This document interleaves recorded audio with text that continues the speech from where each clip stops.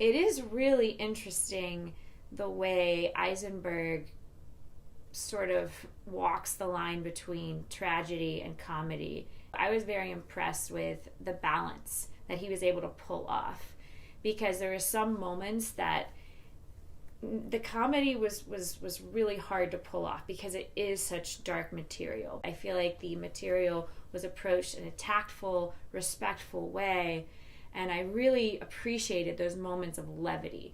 Kieran McCulkin, is his character, does he have the generational trauma of his grandmother? It seems like he feels her pain in a very real, visceral way, whereas the other character, David, is removed. He's distanced himself from the pain because he doesn't see any reason to relive the past. So I feel like those two characters are sort of different sides to ourselves that we can relate to in terms of how we process pain and how we cope with pain, and how we wrap our minds around what happened during the Holocaust. It's something that is hard to think about.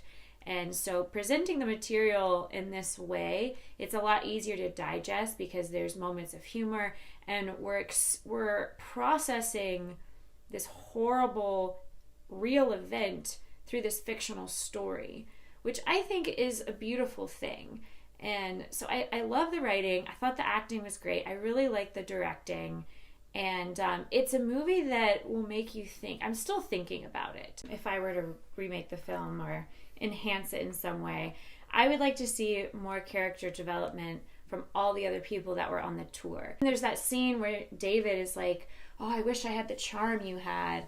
And I was thinking, I don't find him very charming. I find him kind of annoying, kind of interesting, intriguing, mysterious, but not exactly charming. So I feel like that was the one quality that was missing from that character that we needed to really enjoy the movie in the way it could have been. I didn't quite get this sense of like satisfaction at the end, and maybe that was part of the point, that when you're suffering you don't necessarily have healing. He starts in the airport wandering around aimlessly, and then he ends and he's still in the same spot. So I feel like maybe that was the point, that he didn't really grow. They don't really change. They just go back to their lives exactly the way they were before.